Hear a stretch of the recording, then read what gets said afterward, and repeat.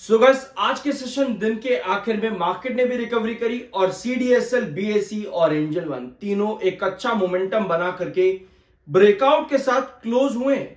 मैंने आपके साथ काफी सारे वीडियोस लिए हैं, एनएसडीएल, सीडीएसएल, एंजल वन और बीएसई, चारों की कंपनीज के जितने भी वीडियोस है चैनल पर जाकर के आप देख सकते हो। बहुत मजा आएगा आप लोगों को। वी आर NISM 7 सर्टिफाइड, तो सब्सक्राइब जरूर कर देना। खबरें काफी सारी है, ठीक है। सीडीएसएल का लास्ट वीडियो देखना इसलिए जरूरी है क्योंकि हमने यहां पर डिस्कस किया था Q2 के क्या प्री एनालिसिस हो सकता है, मतलब कि नंबर्स कैसे कंपनी दे सकती है। ऑलरेडी चैनल पर आपको मिल जाएगा, एंजल वन का प्री एनालिसिस मिल जाएगा आपको, बीएसई और सीडीएसएल इन तीनों के प्री एनालिसिस ऑलरेडी अवेलेबल है चैनल पर, जरूर चेकआउट कर लेना। और आज की क्या पॉसिबिलिटी थी आपको याद होगा, फ्राइडे के दिन जो हमने पॉसिबिलिटी डिस्कस की थी सीडीएसएल के अंदर, मतलब थर्सडे को फ्राइडे के दिन के लिए एकदम एक्यूरेसी, पिन पॉइंट एक्यूरेसी, जरूर जाकर के देखना, मजा आएगा, ठीक है। तो ये वीडियो देखना बहुत जरूरी है। मैं कोशिश करूंगा लिंक आपका डिस्क्रिप्शन बॉक्स में दे दूं, जिस वीडियो की मैं बात करूंगा कोशिश करूंगा कि उसका लिंक आपको डिस्क्रिप्शन बॉक्स में प्रोवाइड कर दूं।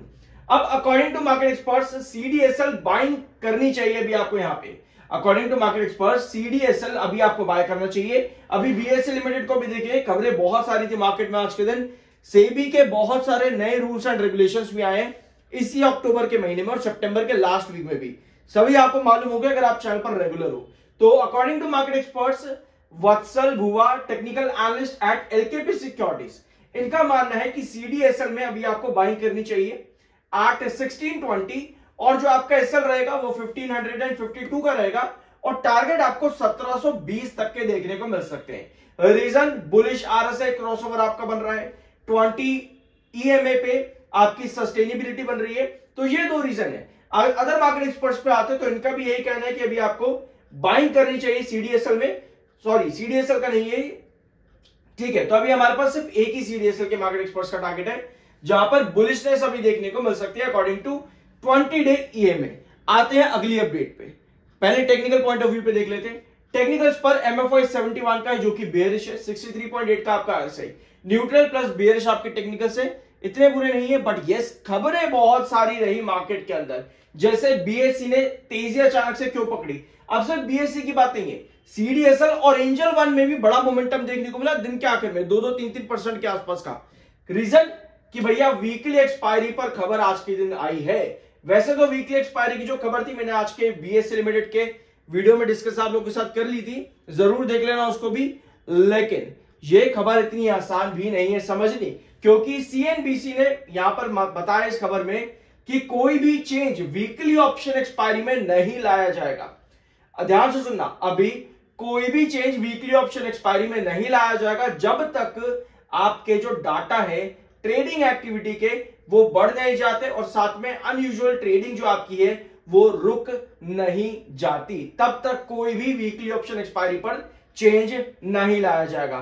तो ये सोर्सेज की तरफ से खबर है, सीएनबीसी ने यहां पर ये खबर को मेंशन किया है, जरूर उसको ध्यान से रखना कि सोर्सेज की तरफ से है। कोई पुख्ता खबर मार्केट में तब तक नहीं होती जब तक सेबी की तरफ से रूल्स एंड रेगुलेशन में चेंजेस ना लाया जाए।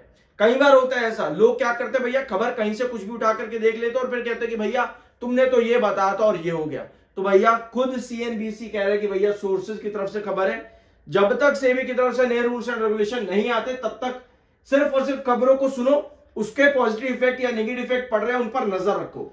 मार्केट रेगुलेटर सेबी ने यहां पर बताया है कि रिटेल ट्रेडर जो है मार्केट में बहुत अनयूजुअल ट्रेडिंग करते हैं, ठीक है। तो जब तक कोई मेजर्स और रूल्स एंड रेगुलेशंस नहीं निकाल लिए जाते रिटेल इन्वेस्टर्स की अनयूजुअल ट्रेडिंग को रोकने के लिए, तब तक वीकली ऑप्शन एक्सपायरी आपकी चेंज नहीं की जाएगी। Various measures to cool retail participation in the future options segment before acting on the weekly option expiry. तो भैया रिटेल इन्वेस्टर के पीछे पड़ा हुआ है सेबी।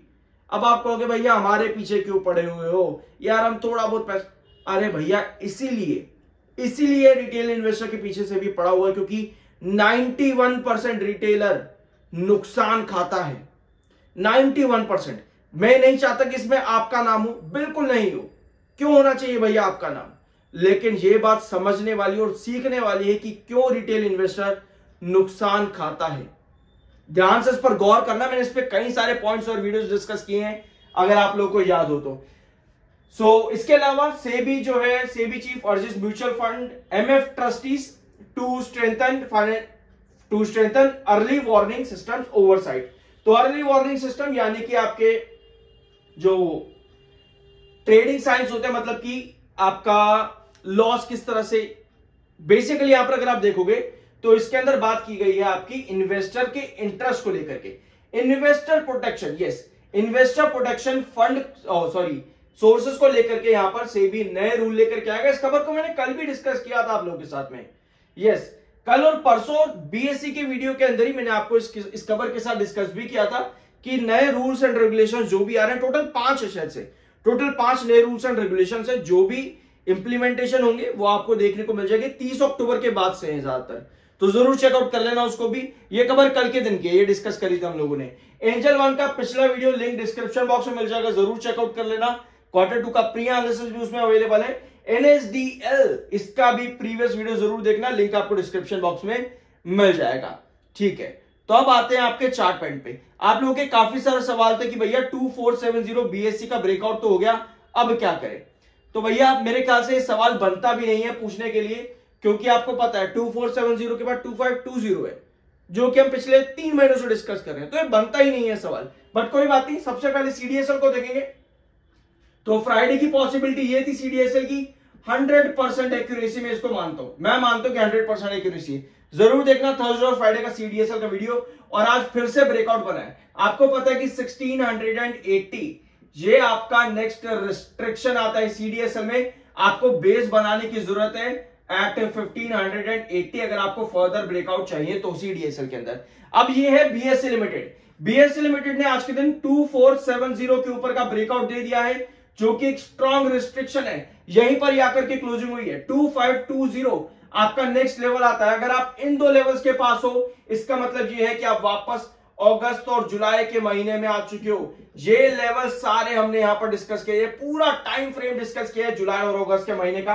तो 2470 आज आपका सस्टेन क्यों हुआ है, क्योंकि ये कंसोलिडेशन जोन आपका आज के दिन चला है। ये 1 आवर टाइम फ्रेम है, 10 अक्टूबर से लेकर के आज की डेट तक ये पूरा सेशन जो आपका यहां पर आज भी चला 1 आवर टाइम फ्रेम पर, कौन कौन से लेवल हैं, 2380 ये लेवल और 2410 यही तो लेवल तो जो हम पिछले 3 दिनों से डिस्कस कर रहे थे। यही आपका कंसोलिडेशन चला भी कि आपको बेस बनाने की जरूरत है, और ये आपको ब्रेकआउट आज के दिन मिला है 2470 पे। अब नेक्स्ट जो रिस्ट्रिक्शन आपका आता है 2520 पे, वही पुराने लेवल से। तो स्टेबिलिटी सस्टेनेबिलिटी जिस भी रिस्ट्रिक्शन पर आपकी बनती है, एक बार यहां पर ध्यान से देखना। देखो CDSL ने भी आज के दिन ब्रेकआउट दिया है, एंजल वन ने भी दिया है और BSE ने भी दिया है। ये है एक रिस्ट्रिक्शन लेवल। फॉर एग्जांपल हम ले रहे हैं, ये एक रिस्ट्रिक्शन है X। कभी भी आपको अगर ब्रेकआउट चाहिए हो किसी भी रिस्ट्रिक्शन पर, पहले तो क्या होता है, एक लेवल पर आता है स्टॉक, वहां उस रिस्ट्रिक्शन पर सस्टेन करने की कोशिश करता है। जितनी सस्टेनेबिलिटी बनती है उसको आप कहते हो हैंगिंग बेस, और जितना आपका हैंगिंग बेस स्ट्रांग होता है उसके बाद बनती है एक सस्टेनेबल कैंडल, जो कि इस रिस्ट्रिक्शन के ऊपर क्लोज होती है। फिर अगले सेशंस के अंदर उस रिस्ट्रिक्शन पे बेस बनता है और फिर बाद में जाकर के आपको ब्रेकआउट मिलता है। अगर आप BSE लिमिटेड, CDSL और एंजल वन के रेगुलर व्यूअर हो इस चैनल पर, तो ये पूरा क्राइटेरिया बहुत अच्छे से समझ रहे होंगे।